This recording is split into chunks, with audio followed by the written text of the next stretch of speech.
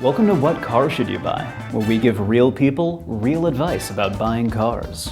Ava's been driving a hand-me-down 2013 Chevy Cruze. She learned to drive in it, so there's a ton of emotional attachment there. But it's got 200,000 miles on it, and it's been leaking oil all over New Jersey. So the time has come to move her into something a little bit newer. Something fun, something reliable, and something with all-wheel drive. With a budget of up to $35,000, what car should she buy? If you like the feeling of boost building in your Cruze, but you want something with a little more power, handling, and a nicer interior, there's one clear choice: the Mazda 3.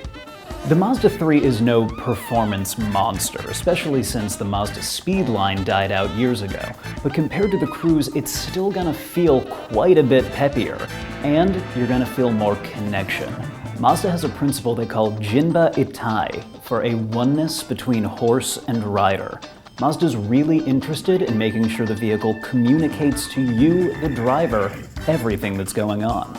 And the interior is going to be a massive upgrade. Mazda's really been targeting BMW with its interior materials and layouts, and they have been knocking it out of the park.